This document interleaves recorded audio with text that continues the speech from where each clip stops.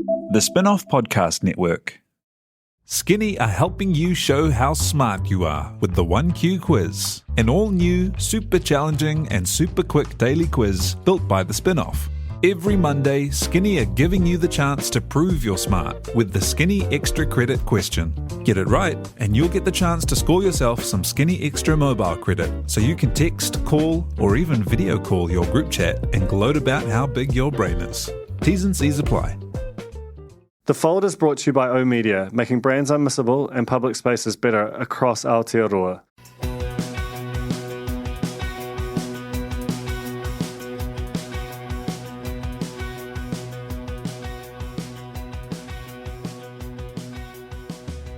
Kia ora and welcome to The Fold, the third episode for February of 2020. I'm your host, Duncan Greive, and I was originally planning on interviewing Paul Thompson, the CEO of RNZ, who have had an absolute bell ringer of a month. But perhaps understandably, he was called away to any one of, could have been 15 to 20 different things that were sort of screaming a lot louder than this for his attention in this, kind of epochal month for them. So I've got the next best thing, which is Toby Manhire. You want me to play the role of Paul Thompson? Well, that's what I originally considered, because you are known as around the Spinoff offices as many things, but particularly as our master impersonator. We could do it. We could sort of present it as there have been cutbacks, and so rather than having Paul Thompson, we've now just got an automated service that is delivering Paul Thompson. Yeah, that's good. Actually, I just got that. I'm a little slow. You should be slow. You've been doing the bulletin this week. I'm exhausted. I'm a wreck. Yeah, you did a funny story, didn't you? I did it. Oh no, I did a story on the website, the Spinoff. Yeah, about bananas. Bananas. Yeah, good stuff. So I'm very well equipped to declare interesting things about. What is this about? Is this the real pod? This is the real pod. Yeah. Okay. Yeah, I hope you're well prepped. You've watched the requisite 15 hours of reality television. Yeah. No, this is The Fold, which is a podcast about the media and in New Zealand and its kind of intersection with the world. So this one is very, very inward looking. It's very New Zealand facing. It's basically about February for Radio New Zealand, or RNZ as it's more properly known, which has had at least three big stories, ranging from kind of almost existential to sort of the meat and potatoes of what they're doing, but on a very large stage. But I wanted to start by talking about the sort of the biggest one, the one that made the most. It's weird because you'd think that the prospect of it being merged with TVNZ would have been the biggest story of the month, but the potential, some changes really, quite big changes, but changes as opposed to complete cancellation of its sort of second frequency RNZ Concert seemed a lot like that just dominated the month. It exploded in a way I guess I didn't necessarily anticipate. Isn't it that because the RNZ TVNZ thing was nothing? It was a big fat nothing. It was just a business case being sent out for discussion and nothing. Like, I think there wasn't anything to talk about. It's a bit like something is so macro and generalised that there's sort of so little to discuss, whereas the concert change and the youth plans were so full of detail and so sudden and, let's face it, so mismanaged that it was immediately a story. That's certainly how I explain the vast differential in the number of page views that my story about the TVNZ RNZ business case got versus your very good reporting on the RNZ concert changes got. But we will get to RNZ TVNZ because I think even though it was a great big nothing, there is a lot of something underneath it. But I think we should start with talking about RNZ Concert and its death and very fast resuscitation. It was almost kind of a bit like Easter, wasn't it? And that whole went down in just a few days and then it rose again. Yeah. Is that okay? Can I say that? I think everything's okay now. Okay. That's the sort of great lesson of this era. Mm-hmm. Can you reported it very well for us. You had good sources at RNZ. Talk me through what happened, what we're actually discussing. I think it was the day before Waitangi Day.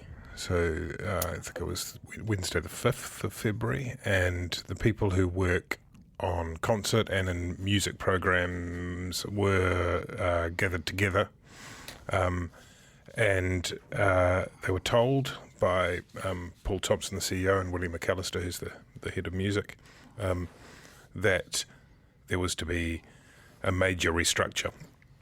And they were presented with a consultation document, although to them, several people told me this, it felt more like a fait accompli. And essentially what it involved was disestablishing 18, or I think, jobs, and replacing them, replacing those roles, those equivalent full-time roles, with people who would run a youth brand, a youth media brand, as it's described. It meant a lot to people, kind of for their livelihoods, but also it represented a major kind of shift in focus. The people who worked on concert and across music that I spoke to said they didn't see it coming. There'd been strategy documents. They'd been presented with a bunch of kind of psychodemographic stuff, like this 10 New Zealanders thing that I've got a version of. Well, what's that? Which carves up New Zealanders into 10 types, including curious grazers. Tell it like it is, sports fans. Is that you, Yeah, Duncan? sure. Or are you more a relax and unwind? It's very weird. It's kind of like some of them are nouns, some of them are verbs. A lot of it feels very abstracted and written by copywriters who are just trying to finish it off. It's a strange thing. Anyway, it's fine. Of course they need to look at their audience. But basically, all of this was based on a need to reach a bigger audience, a younger, more diverse audience, but principally a bigger audience. Then what happened? Is that what I should get onto? Then what happened? Are we doing a then what happened? Yeah, I think we should do it. Then what happened? I mean, the broad reasoning, as you just touched on, is that RNZ is supposed to be a station or a an entity that touches and gives information and entertainment to all New Zealanders. That's sort of foundational to it. But it's got this problem where, for all its very good qualities, its core audience for RNZ National is old as shit, and its RNZ Concert audience might best be characterised as older as shit. And they have for a long time sort of fretted and thought, how do we get younger on a static budget? And this has been the obvious thing to do since at least 1995. Yes, when Neil Finn and others were agitating. I mean, they were young people-ish at the time. That's right. Now, that's right. in the concert demo. I should say, so as not to misrepresent what it was, is that the idea was not for concert to disappear entirely, but it would lose the FM frequency, which is a pretty crucial thing, and it would be gutted, basically, which was a word that was put in the RNZ's own coverage and then changed for cutback. But it wasn't to completely remove it, but it was to essentially take it away. And losing announcers, like context. I mean, all music is elevated by context, but you'd think that classical music would require it kind of more than most in some ways. On concert, it would mean removing the anchors, or I don't know if they call themselves DJs or not. That might be a bit too modern. But hat to the back. But there's also, but on top of that, there's the whole kind of features side of music. So a whole bunch of people who work in music across RNZ National and Concert, and basically there seemed to be no way back for those people either. And if you look across National, there's a whole bunch of music content that is not just Music 101. Music 101, the Saturday program, was told that it would be surviving. There's a whole lot of other stuff, if you think the way it's threaded through, and much better now than it used to be, whether it's on the Friday afternoon Jesse Mulligan live slots. Just bits and pieces generally have a bit more coherence than they used to, and so it seemed as though those people were also going to be losing their jobs. And then there was that outcry from who knew, the most powerful activist group New Zealand has seen perhaps ever. They hadn't quite, I think they hadn't quite figured just how powerful that group was. I mean, it's hard to imagine the cruel way to describe them would be to describe them as patrician, but certainly they're people who understand how power works, who understand how to affect change, who to talk to, how the levers of power work. We're talking about former MPs, we're talking about former lawyers, former ambassadors. It's quite a kind of well-heeled group, and they were really fucked off, and the most powerful person in New Zealand outside politics and the normal thing, a semi-retired person, perhaps you could describe her as, of course, Helen Clark. So she became the kind of de facto leader of this group, and within 7 days it was done. Yeah, and so I mean, it's quite extraordinary to me. As you and others pointed out, that this, of all of the issues impacting New Zealand, this week we had a UN special rapporteur calling our housing crisis, in fact, a human rights crisis, and and on down the chain, that the single issue which has aroused the most passion in some respects, and certainly the fastest response, has been a classical music station, which I don't think I know. I could be wrong, but I don't think I know anyone who has listened to it in the past 5 years intentionally. I think there is always a danger with these things of, what's the term? Is it whataboutism or whataboutery? There's always another. There's not a kind to do a kind of hierarchy of issues is not necessarily a kind of reasonable way to criticize things, and yet it was amazing. I kind of feel like at the same time I don't want to. I guess what I was thinking is, this is interesting. It would be cool if a lot of these people who are so fired up because of something they really value, they genuinely regard as a taonga, as a crucial part of the kind of cultural fabric of New Zealand and so on, that they kind of channel that energy onward into another thing they feel is really important. I don't know what it might be. It might be the lack of implementation of the Welfare Advisory Group recommendations. It might be climate change. It could be asbestos. I don't know what it is, but now that you've found your feet, you've realised your power. Some of this stuff is just latent, isn't it? But it does appear just as quickly as they appeared. The coffin lid creaked open, the hand got out and put This is a metaphor. This is a metaphor. Yeah. It took the needle and put it back on the sort of long gramophone. Well, it's a gramophone. Right. Anyway, look, I didn't really plan that in advance. I'm not Ben Thomas. But no sooner did that happen as they sort of slunk back and they're just mission accomplished. Well, who knows? They might be planning something else. You could, for example, now that kind of muscle is in shape, what about, as people have pointed out, the iwi radio stations, which get 500k each annually and are on their knees, many of them, trying to make it work from the smell of an oily rag. What about putting some energy into making sure that they too, or there are a range of other areas? Well, the other thing is Concert was the third sort of institution of New Zealand's kind of broadcasting scene to be imperiled or have some giant change hit it in the last 3 months. The first was 3, our largest private sector TV channel, which was announced as being for sale in a process that is apparently ongoing, but certainly very much incomplete, in, I think it was November or December of last year. And just this week, Radio Sport announced that it would no longer be playing the cricket, which, is we in my head, the like Test match cricket on the radio feels almost like classical music in a way, albeit, to my mind, again, just without having numbers to hand, feels like it's a lot more popular in a cultural sense. Yet the extent of the outcry for either of them was nil. It's seen as a sort of a fait accompli, and if they fall, despite them being far more popular. Yeah. Well, of course, the interesting thing, the extent to which they're analogous is interesting because, of course, ZB used to be a state-owned network, and then ZB now part of NZME, but Radio Sport, which used to be Sports Roundup on the AM network, because it's happened gradually, I don't think that there's been so much outcry. Now it's a private company. You can hardly repudiate NZME for saying we can't make this work and NZ Cricket want too much money from us. But in fact, if you look at Australia, there's ABC Grandstand, dear old Jim Maxwell. In the UK, you've got Test Match Special, this kind of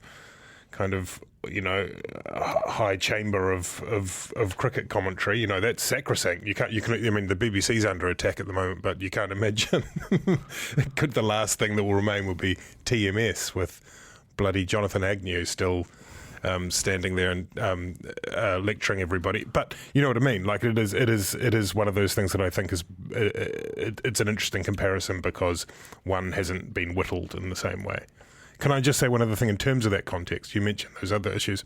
The other thing that was raised a lot by people who were upset about the concert decision was that it came on the back of two other stories, one being the cutbacks at the National Archive and the other being the, what's the posh word, the decataloguing or the thinning of foreign collections at the National Library. So for people who, and there's been like a sort of small controversy around NZ Books, the periodical, losing its funding. So there was a kind of general feeling, I think, from a lot of people that, for want of a better description, you might say the Wellington Central set, which of course is the electorate for which the MP is Grant Robertson, who is also the finance minister, that they were getting pretty pissed off. And of course it played out quite extraordinarily on Twitter originally, where Helen Clark sort of basically it felt like she was summoning Grant Robertson, her former protege, into her office and giving him a good ticking off. And he said, "Yes, Helen, we'll look into it." And it was amazing.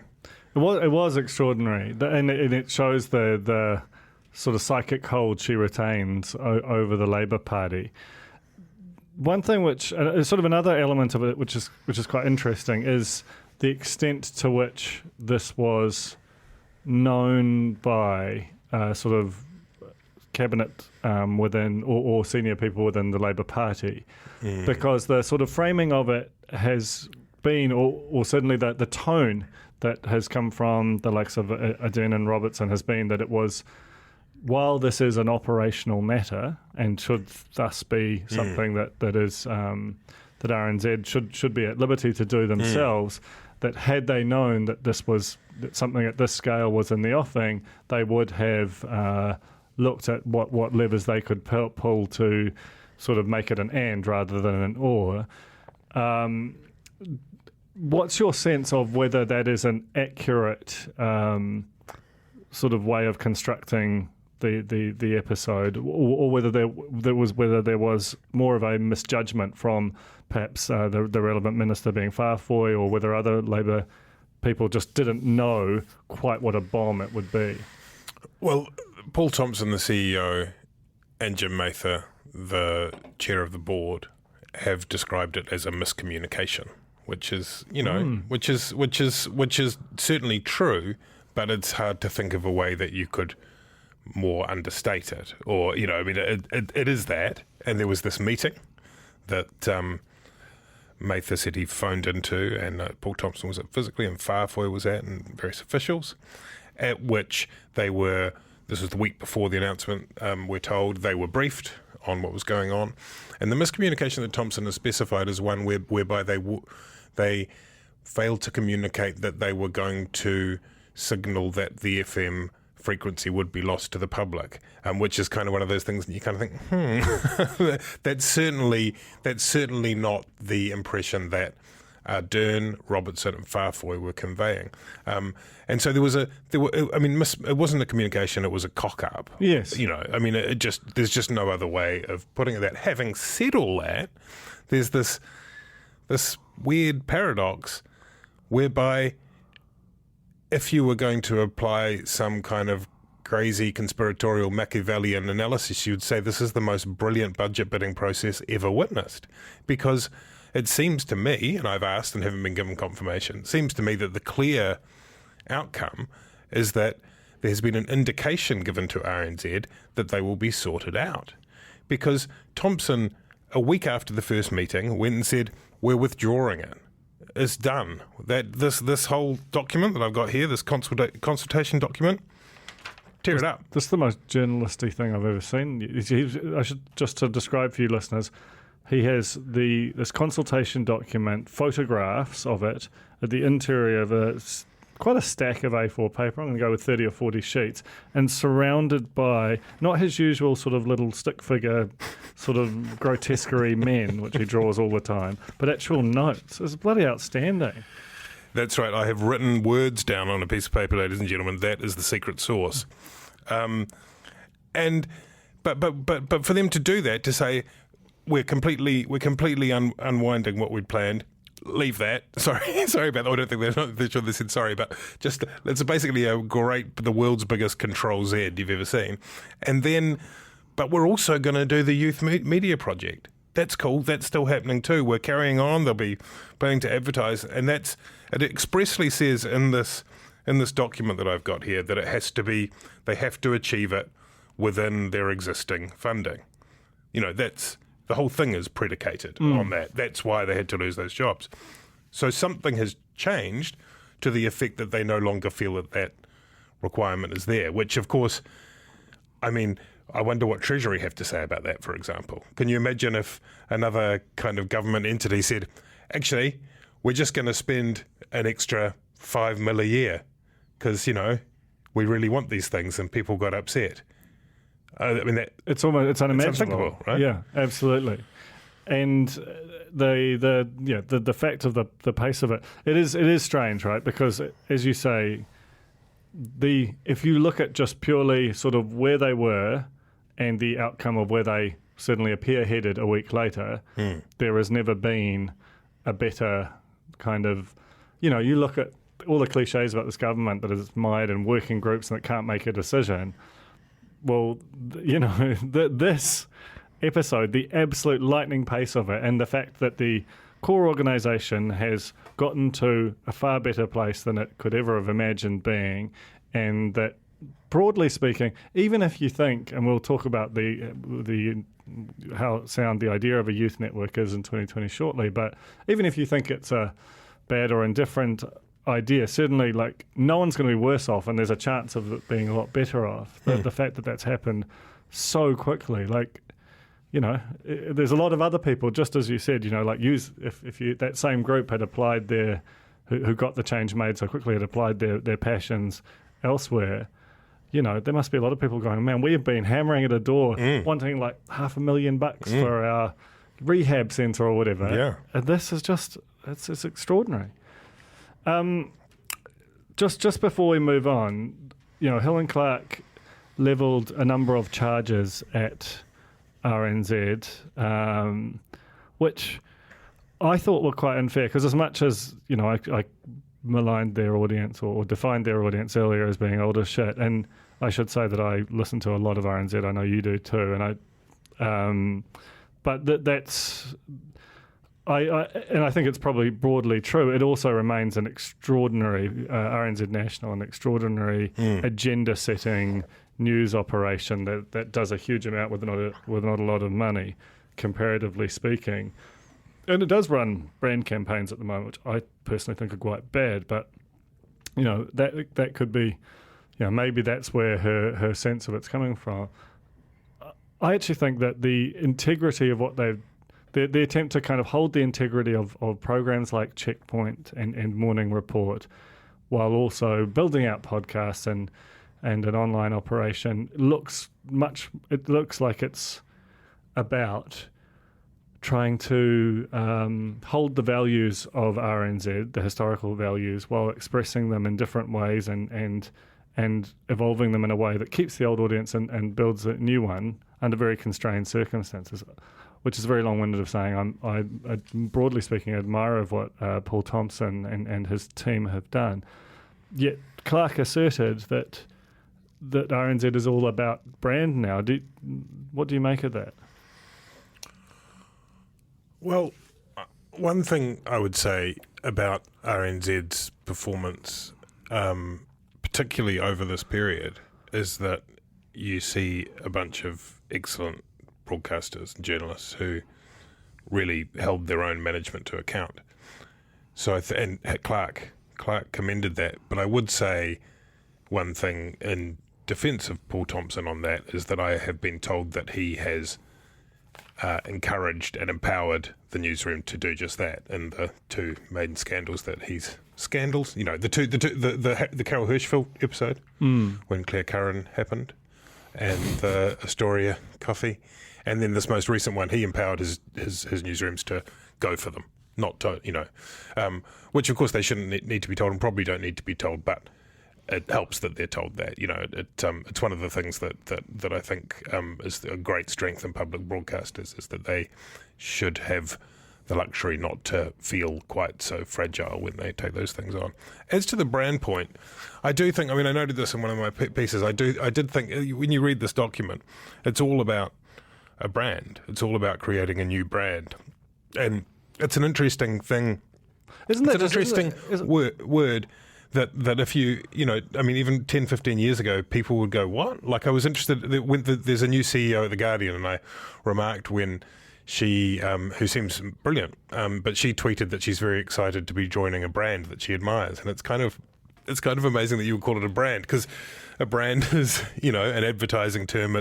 Having said that, it's partly because there aren't other words. Well, this is the thing. It's like, you know, it's a catch-all. What do we do? To be a website. What are we? You know, and some podcasts. We're and a post-platform world. So in a way, it just becomes a kind of convenient shorthand for describing a multimedia entity, an operation, an outlet. What the fuck are we? You know. Yeah. So I actually think, in fairness, that brand is not necessarily meant in that kind of pure imagey way that it sometimes seems when you talk about.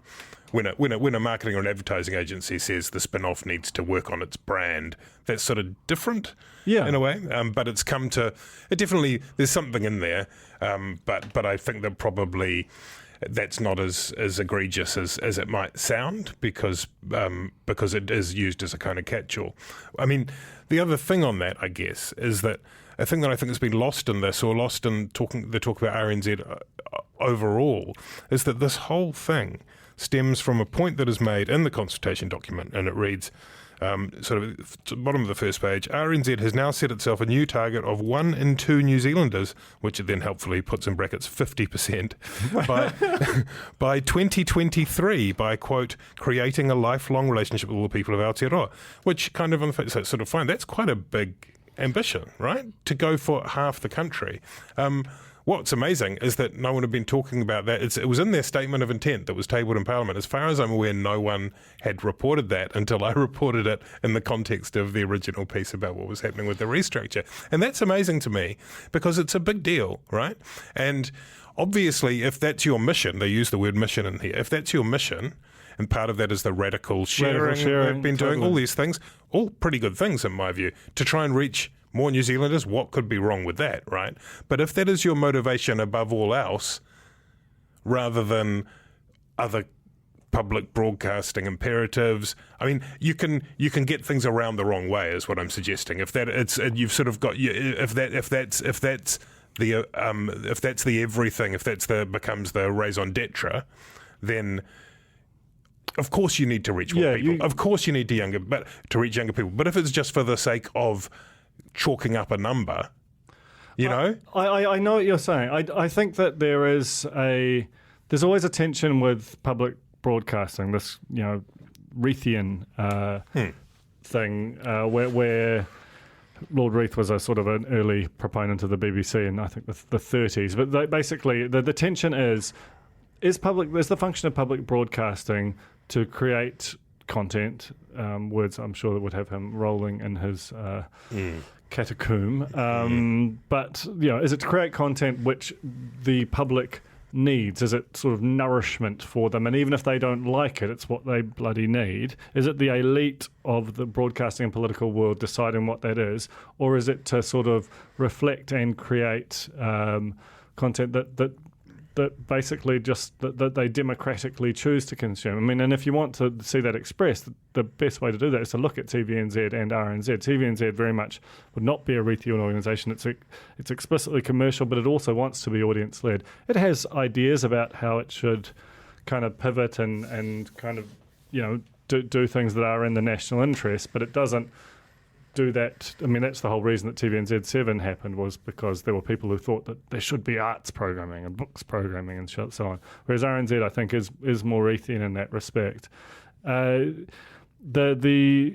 The goal of reaching 50% of the population, to me, I think I agree that it's admirable, and I see it more in the sense of creating a justification for its existence. I think and this was actually where the argument against concert came from, was that yes, it is, it's reasonably popular. There is you do a Venn diagram of the concert audience and the RNZ national audience, and it's basically a circle. They have huge amounts of crossover. Well, the way they measured it was I think there are 170,000 concert listeners, and 100,000 of them listen to national, which to my mind is quite lower than you might have expected. But exactly. So that's an interesting way of looking at it, right? Like, that's not necessarily wrong, but what they're basically saying is that listener counts less than the other one because they're already listening to another product. Do they? Well, when it was a trade-off, that seemed like quite a ruthless trade-off. Well, I personally really respected it in the sense that it's saying that that the 100,000 who listen to both are almost double dipping on this public funding, that the vast number of people, the 80% of the population who listen to neither, are getting nothing, and you've got this little privileged group of 100,000, 2% of the population, who are getting double. And I think that was where the argument for youth radio came about. Yeah. Let's talk quickly about youth radio. Okay. Good idea? Well, we touched on it, didn't we, a bit earlier, that it is. I mean, I definitely feel like it was a good idea in 1997. I mean, and I don't mean that to be snarky, or maybe just a teeny bit snarky. But I mean, but the kind of arguments that have been put forward against it are, come on, everyone's on Spotify now, and there are already a plethora of commercial radio stations that are serving that market, and campus radio, particularly. Indeed. And those are all real things. I mean, the counterpoint to that is, why does this group of people who have their particular tastes, who have their slightly kind of higher brow, there's no doubting that, deserve to have commercial-free broadcasting with kind of particular standards and expectations and depth in it, whereas this group don't? I think that's a pretty compelling question. And Triple J is something that's often mentioned in Australia, and that's a success. It's been around for a while, right? It's been around for nearly 50 years. Big stake in the ground. So starting something new, the question is whether it's an anachronism, and clearly, the fact that they call it a brand, don't call it a station, because they realise that it would have to be a digital brand. But I mean, the wireless, this is the issue, for right? all its strengths when that ran, just didn't create the audience. I mean, I have huge admiration for so much of the work that was produced and so many of the journalists that work there, most of them, and yet I think sometimes it had a feel of what parents would like to think their kids are reading, what the people who are reading. Yeah, what the people who saved RNZ Concert thought a youth brand should cover. That said, they recruited some great people and they did some fantastic work. And I mean, the wireless was pitched as a youth network, effectively. Like, the language is near identical. Oh yeah, it sort of cross-faded into it. Yeah, and it was. It was a very small team. I don't think it ever numbered even 10. No, it was small, and it was so it never quite had the resources. It had an NZ On Air tie-up, so it was doing video stuff before people were really watching. It was before the bullshit pivot to video, and so there wasn't. But if it had had an FM network, who can say, right? So like, I mean, there is still the idea that people don't listen. People do listen to the radio. I mean, we can just look at the entire media landscape in New Zealand. The one island that is still lush and effective and comfortable is radio. That's where the money is, right? Yeah, but I don't think anyone's denying that. People are questioning, and I think are right to question, whether if you were given $3 million and said you must reach, there's this group of people who just aren't being served by public media. They're under 30. What's the medium you would pick to target them? I don't think anyone with a blank sheet of paper and a $3 million check is going to go, let's go get a radio frequency. I think that's sort of that's the thing that people are struggling with. Part of it. Yeah. Anyway, I mean, if it's not clear, the government did end up coming up with another FM frequency, which is one that had been kind of mothballed, really. But apparently, it's going to cost a lot of money to set that up. I don't know what. Like that's going to cost a lot of money too. Someone told me. Yeah, I'm sure that's true. Millions. Millions. Said. I don't know. Lots. I just want to take a quick break to remind you that, to tell you that the fold is brought to you by the Spinoff members, which is a program by which our readers and listeners can contribute to the Spinoff, which is, essentially a free-to-air, public-spirited, Reithian broadcaster of its own.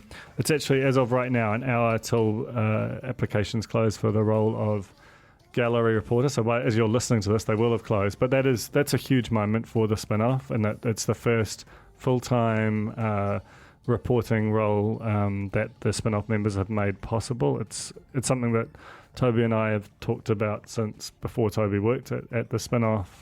It's something we're both incredibly excited about, and we're going into, what's going to be an absolute humdinger of an election, and the fact that the Spinoff will have a presence in Parliament reporting on it is really exciting to us. All of our kind of, or a huge part of what we see as our growth, our future is contained in members, and we would love to think that this is just the first of a number of journalists we will be able to hire as that program grows. The great thing about it is you can contribute as much or as little as you feel comfortable with, but if you do donate $8 a month or more, you get a special gift. As of right now, it's a Toby Morris designed tea towel, which is lovely and washes pretty well in my experience. So if you go to thespinoff.co.nz/members, you will make more journalism happen, which is a lovely thing. I think we can all agree. Beautiful. Thank you. Let's talk a bit about the what you described as this really boring nothing. the and probably actually the RNZ TVNZ merger, which is almost the opposite of the Concert FM thing, in that it's been discussed in some capacity for a long time. They were obviously originally merged when they were born, sort of 60 odd years ago, in the New Zealand Broadcasting Corporation, and then they were broken into pieces subsequent to that. And the drums have been beating louder and louder. I wrote about it, I think, in September of last year when the rumours were starting to really fly. The RNZ themselves broke the news of it sort of, being sort of discussed in Cabinet in earnest, I think in December of last year, which apparently fucked the people off pretty royally because had it, what they were doing was delicately staging these discussions, and they were trying to get cross-party support and, to talk to the Greens, talk to National, but it all sort of preempted that. Certainly that's the story that's doing the rounds. And as a result, it made it more difficult than it might otherwise have been, which is potentially why we've got to this point where they're doing a sort of a 6-month exploratory business case analysis, which is great for PwC, but for the rest of us who sort of just want to know what the hell's going on in this very unstable media environment, it's quite mad shit. I mean, I think what they're doing really is kicking the can down the road, aren't they? I mean, one other part that I thought you might mention there, which was a kind of amusing cameo, was when Winston Peters, who has spent the last week railing against the evils of RNZ, stood up in the Beehive Theatre, summoned the media for a special press conference to say that he supported the TVNZ RNZ merger and the NZME Stuff merger. And the NZME Stuff merger, which would require a sort of that special Kiwi share carve out, yada yada. Some yada. sort of act of parliament. Anyway, sort of him standing up there as the kind of the great defender of the New Zealand media kind of rings a bit hollow, given recent days. What was the question? There wasn't one. He's quite an interesting guy. I wonder what his sort of thinking was there. Like, yes, it's quite an understatement to say he's an interesting guy. Obviously, he is one of the most fascinating people in New Zealand political history. Do you think that when he did that, I'm going to ask you to indulge in some completely mindless speculation here, but what was the motivation there? Because he clearly spends a lot of his time antagonising journalists and not answering their questions or refusing to be interviewed at all. Do you think that he thought by saying that they would go easy on him or something? Like what was that? No, I don't. I think there's partly a bit of theatre about it, but also someone actually told me way back when this was first being talked about, when Jane Patterson, as you say, that's right. I spoke to a few people in RNZ and TVNZ at the time, and someone who's quite well placed told me that actually New Zealand First is quite an important part of this. So it may have been a kind of attempting to get the credit for it. Of course, the political calculus is always for the smaller parties trying to get credit where it's due, and just to be visible and to show that you're either doing good things or, in the part of New Zealand First, a lot of the time stopping things that your supporters might not like. So I suspect it was probably motivated by something as simple as that, to try and grasp the initiative and get some sort of ownership of that push. Because, I mean, you talk about the NZBC. Well, a lot of New Zealand First's policy platform is about a New Zealand that has been left behind. They're quite open about that. They would like us to return to many of the values of the previous millennium. Muldoonist party. In parts, totally. And Winston Peters often says, not completely without reason, that he didn't leave the National Party. The National Party left him. Effectively. So lovely line. So I don't know if he does say that, but he means it. So I imagine it was that. But the whole thing has had a kind of slightly clumsy feel about it. I mean, going all the way back to the days of Claire Curran. RNZ Plus, and now we've got this fully tooled up checkpoint RNZ Plus newsroom that people aren't particularly watching. There are all sorts of questions around that too. And so I think they've kicked the can down the road, really, haven't they? I think that I mean, if I had to put money on it, I mean, obviously I do not know. I mean, it's definitely been talked about. I don't think it's going to happen. Really? In this form. I mean, it's not going to happen before the election. Well, clearly, right? I mean, they've said 2023 is the sort of... Well, no, that would be when it would happen. So I think that they would have to legislate to make it happen well before 2023. Yeah. But they're obviously not going to do that before the election. Well, this isn't even scheduled to come back until basically the height of the campaign. Exactly. And so that's basically, they're cauterising it, I think. Yeah. And then it will be up to the next government, whomever they might be. Might be the same lot, might be the different lot, might be a different version of the same lot.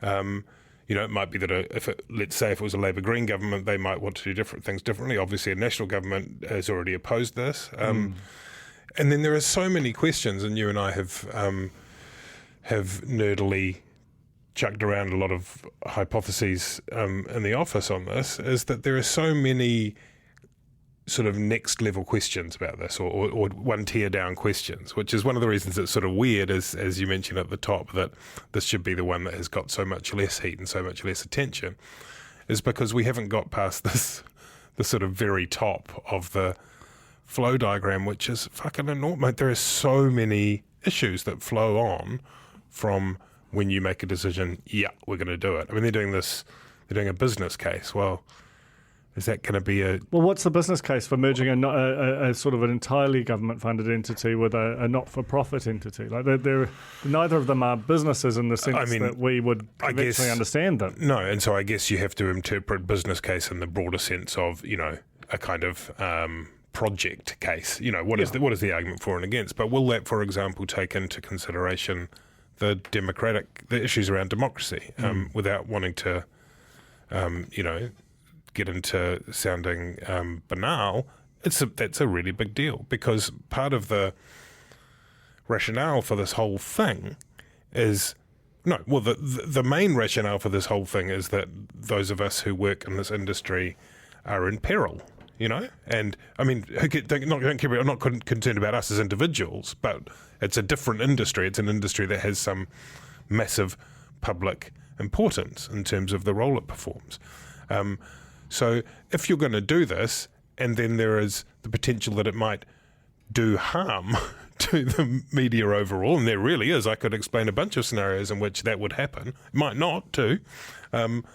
Is it the right thing to do? I don't know whether or not that's going to be considered in this business case. Whether that's happened in the cabinet discussions, I don't know.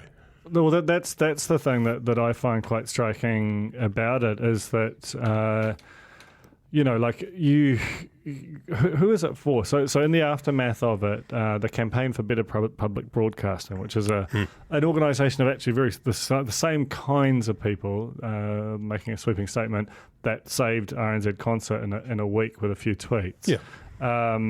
Who basically got together in the aftermath of, I think in the mid-2000s, and they ended up getting given TVNZ 7 and the Charter and so on. TVNZ 7, and they've long campaigned for more funding for RNZ on a basic level too, and that's at the core of what they do. Yeah, they have a perspective, and that is a very this idea that there are things which are commonly found in Australia, in Canada, in the UK, from a public broadcaster that New Zealand used to have.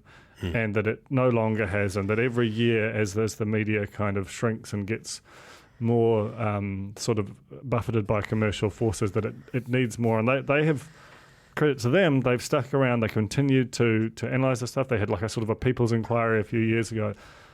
They might have been expected to delight in this. They were furious about it. They sent out a very derisive press release not long afterwards, citing some of the same things that you just mentioned. I talked to some people at MediaWorks and in NZME over the past couple of weeks. They're not into it. I mean, basically, it looks like, as I wrote in my analysis of it in the aftermath. We spent a lot of last year in the media talking to Chris Farfoy and sort of. Basically explaining just how, the sort of the degree of struggle that was going on in the private sector media, and the fact that the first big announcement that has come is we're going to potentially merge the two already very powerful government media entities and make something even bigger and potentially fund it more. But it will still, don't worry, it's still going to be commercial, so it will still compete with you for advertising dollars, so they're transparently not happy. People who are fans of TVNZ, they're not excited about the potential for it to change and possibly get worse. RNZ, exactly the same. So while there are cases for it, especially if it's able to combine its resource, the best of its news gathering, and make a better digital news product, which I think both parties would acknowledge is an area of weakness for them comparatively. As you said, like, does that mean one political editor? Does this would inevitably be a large and functionally expanding proportion of the overall media market? It certainly seems to. The Fold is brought to you by oOh!media, making brands unmissable and public spaces better across Aotearoa, with over 4,000 out-of-home advertising sites nationwide across both street furniture and retail centres. I'm super grateful to oOh!media for enabling us to make unmissable connections with Kiwis. Ready to rediscover the joys of cycling? With over 300 kilometres of cycle paths across Tāmaki Makaurau, jumping on your bike and going for a ride is such a fun way to discover the city from a different perspective. Cycling is getting more and more popular across Auckland, so now's a great time to join the hype and give cycling a go. Head to at.govt/cycling to find your nearest cycleway today. Under a number of different scenarios, create as many problems as it seeks to solve.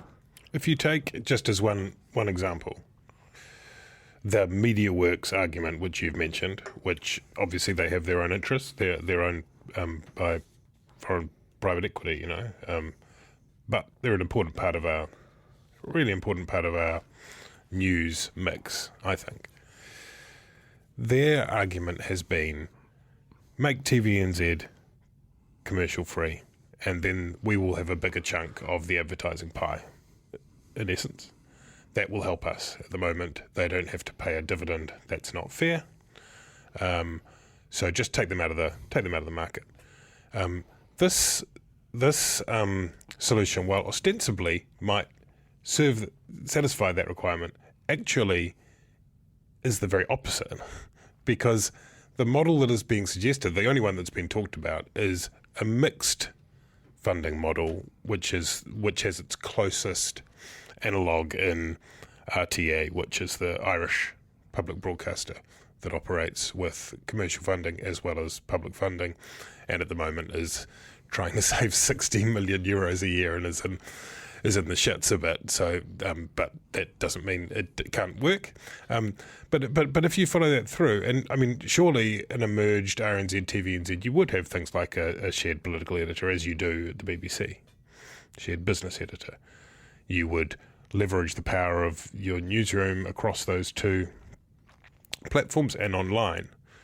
So, in effect, you will be providing a further subsidy. So, assuming that TVNZ remained commercially funded, you would be providing a subsidy to, by the publicly funded portion of it, which is RNZ, you would be subsidising the channel further, which would make it harder for a TV3, a MediaWorks, to compete. Who knows? I mean, there are other. I mean, you can quibble with that. It could be, they could find a way to flatten it out. But it just, I mean, and then you'd still have a radio station, you still have a TV station. You've got some culture issues, some serious culture issues between RNZ and TVNZ. I mean, there's just so many. So once you start kind of pulling at one of the threads, you see just how devastatingly complex it is, to the point that I honestly, that's why I say, and again, I don't know. I kind of feel like in the end it doesn't happen. And I also wonder why, from a political point of view, if you were going to, we know there's a problem with organisations, including ours, including all of them, being able to fund the sort of journalism that takes time, that takes resource, the sort of journalism in which you send someone off down what might be a cul-de-sac, because you're looking, that you're just turning up lots of stones, you're doing work that's boring, that's time-consuming. It's very hard for me, because I'm doing the commissioning at this organisation, just as an example, to justify that, and that's why something like members helps make that more possible. And so obviously I have a vested interest to some degree, but at the moment New Zealand On Air has stepped into that breach and to be honest, done a pretty good job. You look at some of the work they've funded via Newsroom, for example, via Stuff Circuit, in areas and across platforms that they weren't necessarily invented, or they've had to pick up the slack that's sort of fallen out, and they've done a pretty good job. Why don't you just give them a fuckload more money to do more of that? I mean, that's not super hard. Maybe they will do that in the budget too. But it doesn't mean that you have to do this kind of huge paradigmatic shift, Yeah. I mean, that's a kind of more a pragmatic point, I guess, it just seems incredibly foolhardy to try and feel as though you can fix something that is so rapidly changing. Yeah, it sort of, the beauty of the the New Zealand On Air, Jesus, model in a way is that, it's platform and organisation agnostic. It simply assesses a bunch of proposals and picks what it considers to be the best one in light of its myriad goals. There are problems with it, and Hal alluded to those on the previous episode of the fold, and that it's much more sort of project based. It doesn't actually sit all that well with journalism, but that's a solvable problem. So the fact that after all this time and consideration that they sort of merge two entities that are quite different, or they're making a business case for merging two entities that are very different, contains a bunch of problems, rather than doing something which I think certainly the whole media, whether it's TVNZ and RNZ or the private sector, if you were to say we're going to give, call it $50 million a year more focused on sort of public media and journalism and leaning into where the sort of underserved audiences are, I think that there would have been, broad support for that, even from the likes of the campaign for better public broadcasting, especially if some portion of it was ring fenced for RNZ. That's not the direction they went in. And you'd see the results immediately. I mean, you would if you did chuck $50 million per annum. I mean, you would see the work kind of really quickly. You'd approach it from a perspective in the same way that the Film Commission or New Zealand On Air were to fix a market failure, which is one born in large part of scale, of a population size, and you go, this is how we're going to deal with it. Yeah. Well, yeah, exactly. I mean, part of our advertising on the Spinoff for members talks about the fact the number of journalists in New Zealand has halved over the past 15 years. $50 million would hire you, give or take 500 journalists, and that is one of the and if you were to be quite prescriptive in the way that you can with New Zealand On Air funding about where those go, about the kind of local or investigative, whatever you see the problems as being reporting, that's a problem that would be solved to the extent that you would see a vast volume of change from that before the end of the year. Instead, we have PwC, who are likely to sort of just look at organisational efficiencies, because that is what consultancies and accountancy firms do, giving a report in 6 months' time. Anyway, that's the fold for this month. I do want to shout out one thing for RNZ, because I think that both the importance of and the style of what Guyan and Katie Newton have done with the New Zealand First Donation saga has been very brave and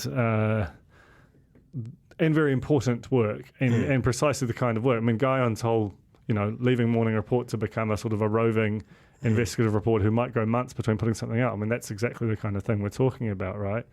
And he has been photographed and his work attacked by the Deputy Prime Minister. So I think that's pretty extraordinary. What have you made of that saga? Yeah, it's been a strange one. We talked about this a bit on Gone by Lunchtime, the politics podcast, about the strange way it played out, and as far as it coming out of a Magic Talk interview that Peter Williams conducted with Winston Peters, in which he said we took them, these photographs of Matt Shand and Guy Nespiter and Tauranga. I think it's disappointing. It's not wildly surprising. It also points, I suppose, to the trend that's happening in lots of parts of the world, including in one very prominent example that everyone knows, where political people attempt to bypass the mainstream media. So Winston Peters has been doing these Facebook Lives, sort of with or without incredibly crummy audio. And, he sort of expressly... I mean, everyone does them, Jacinda Ardern is always on the live stream, but expressly with the purpose of, avoiding the evil mainstream media. He's even using phrases like the media party, which is one that followers of Cameron Slater, Simon Lusk, and that whole dirty politics crew will know well. They use all the time. So, yeah, it's pretty disappointing. Yeah, I think it's pretty unpleasant, and I think also points to the sort of dangers of having a large merged entity that is effectively has the potential to have its budgets or its organisational priorities influenced by someone like Winston Peters in that kind of a position. And suggest that I don't know. It's another good reason. I mean, Winston Peters likes to, from time to time, make jokes about things like that. And hilarious. They are jokes, but underneath them, it's like lots of those jokes that are just jokes. Yeah. Until they're not. Yeah. Well, that is the fold for this month. I want to thank very much Alice Webb-Little for... I also want to thank Alice Webb-Little, who we forgot to say happy birthday to on Gone by Lunchtime when it was her birthday. We recorded one a couple of days ago. She's wearing her new birthday shoes. So I'm going to fix that now. Happy birthday, Alice. And that's the fold for this month. If you enjoyed it, please consider giving us a little bit of money through the spinoff.co.nz/members. And please like and subscribe and rate us only if you think it's really good. If you don't like it, please don't rate us. And I'll see you next month. Kia ora.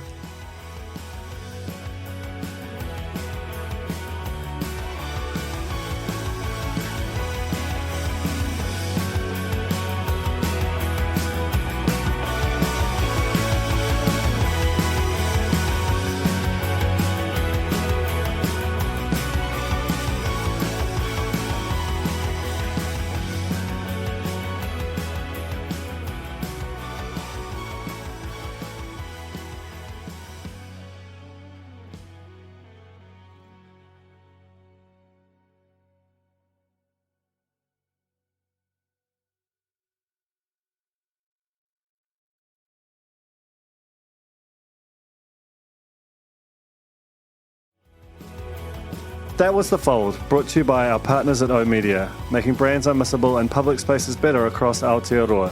Huge thanks to O Media for sponsoring this episode of The Fold and enabling us to make unmissable connections with Kiwis.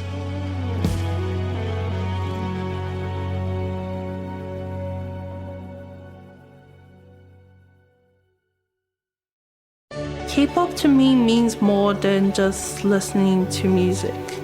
It's learning to be myself. The Spinoff's new documentary, K-Pollies, follows 3 Pacific youth obsessed with K-pop. In a one-off documentary, see what they've found in Korean pop culture and how they bridge it with their own. When you start dressing, looking different, everyone side-eyes you. But in K-pop, they're just like, no, like celebrate yourself. Watch K-Pollies today at thespinoff.co.nz/videos. Made with the support of New Zealand On Air. The Spinoff Podcast Network.